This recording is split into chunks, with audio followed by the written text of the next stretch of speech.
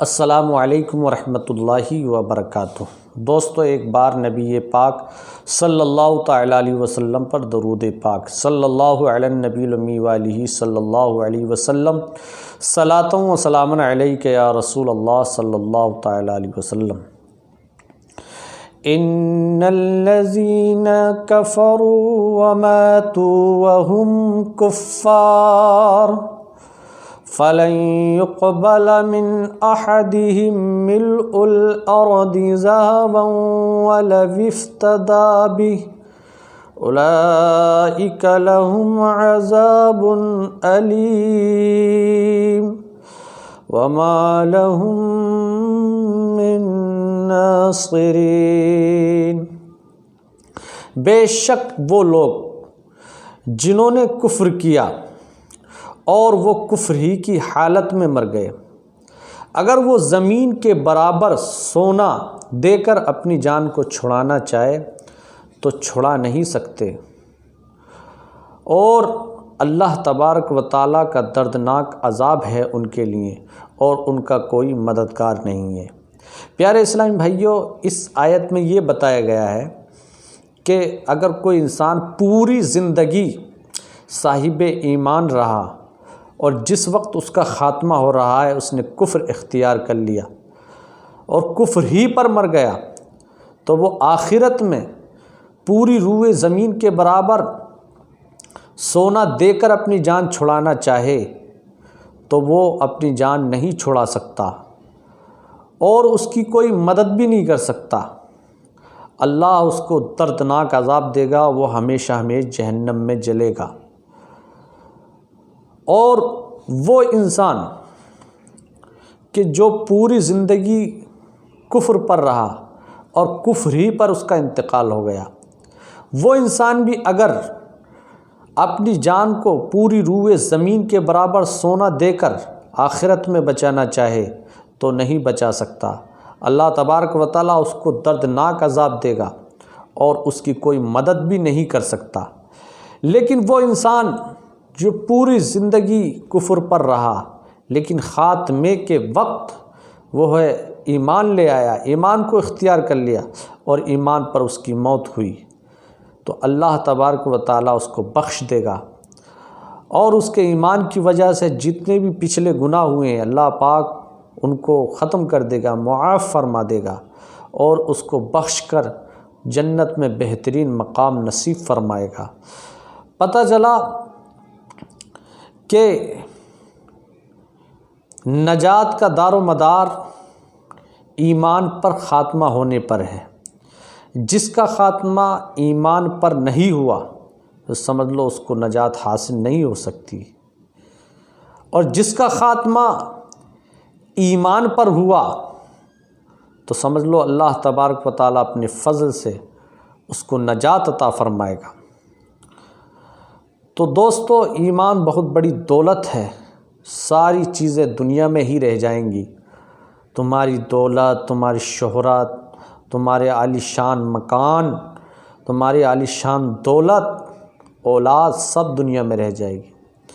اگر دنیا سے آپ لے کے جاؤ گے تو اپنا ایمان لے جاؤ گے، اور اللہ تبارک و تعالیٰ اپنے بندوں سے ان کے ایمان کی وجہ سے راضی ہو گیا ہے۔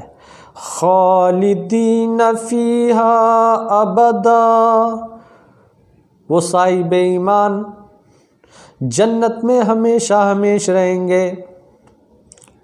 اس لیے رضی اللہ عنہم ورضوا عنہ کہ اللہ تبارک و تعالیٰ ان صاحب ایمان لوگوں سے ان کے ایمان کی وجہ سے راضی ہو گیا، اور یہ صاحب ایمان لوگ ورضوا عنہ، اور یہ صاحب ایمان لوگ یعنی مومنین اور مومنات اللہ تبارک و تعالیٰ کی عطا اور اس کے انعام و اکرام کو دیکھ کر اللہ پاک سے راضی ہو گئے۔ تو آخرت ایسی آخرت ہے کہ اس میں سب سے پہلی سیڑھی جو ہے وہ قبر ہے۔ تو سب سے پہلے جو بندے کا ٹٹولا جائے گا وہ ایمان کے بارے میں پوچھا جائے گا۔ اعمال کے بارے میں نہیں، کیونکہ اعمال ہیں تو وہ ایمان کی بنیاد پر، یعنی ایمان ہے تو اعمال موجود رہیں گے، اور ایمان پر خاتمہ نہیں ہوا، ایمان نہیں رہا تو اعمال نہیں رہیں گے، کیونکہ بندے کو اعمال ہی تو جنت میں لے جانے والے ہیں۔ اب اگر اس کا ایمان ہی نہیں رہا تو اعمال بھی نہیں رہے، اور اعمال نہیں رہے تو اعمال ہی جنت میں لے جانے والے تھے۔ جب اعمال نہیں رہے تو جنت میں کیسے جائے گا؟ لہذا ضروری ہوا کہ اعمال کی بقا کے لیے، اعمال کے تحفظ کے لیے ایمان کا ہونا ضروری ہے۔ ایمان نہیں تو اعمال نہیں، ایمان سلامت تو اعمال سلامت، ایمان موجود تو چھوٹی سے چھوٹی نیکی بھی تمہاری اللہ کی بارگاہ میں قبول ہوگی، اور ایمان موجود نہیں تو آپ لاکھوں کروڑوں روپیہ نماز روزہ حج زکوٰۃ کتنی بھی پڑھ لو، کوئی کام میں نہیں آئے گی، کوئی قبول نہیں ہوگی، سب عکارت اور ہلاکت سب ختم کر دی جائیں گی۔ اور ایمان موجود رہے گا تو اللہ اپنے فضل سے تمہارے اعمال کی حفاظت فرمائے گا، اور اس بنیاد پر اللہ کا فضل حاصل ہوگا، اور اللہ کے فضل سے ہی تم کو جنت میں داخلہ ملے گا۔ تو دوستو، دنیا میں رہ کر آپ اپنے ایمان کی حفاظت کریں، ایمان کو سلامت رکھیں۔ اور ایمان کی سلامتی کیسے حاصل ہوگی؟ اللہ کی فرما برداری کرنے سے، اللہ کی عبادت سے ایمان کی سلامتی حاصل ہوگی۔ اور یہ بھی علم ہونا ضروری ہے کہ ایمان کیسے سلامت رکھا جائے۔ لوگوں کو معلوم ہی نہیں ہوتا کہ وہ کیا بک رہے ہوتے ہیں۔ کوئی کہتا ہے کہ اللہ کو نہیں دیکھ رہا، معاذ اللہ یہ کفر ہے۔ کوئی کہتا ہے کہ اللہ اندھا ہو رہا ہے، یہ کفر ہے۔ کوئی کہتا ہے کہ یہ اللہ کا ظلم نہیں ہے تو کیا ہے، یہ بھی کفر ہے۔ بہت سارے گانے اور اشعار ایسے ہیں، جیسے ایک مصرع مجھے یاد آ رہا ہے کہ تجھ کو رب نے بنایا ہوگا فرصت سے، تو یہ چیزیں ایسی ہیں جو بالکل کفریاں ہیں۔ کچھ گانوں میں اللہ پر اعتراض کیا گیا ہے، یہ بھی کفر کی بات ہے۔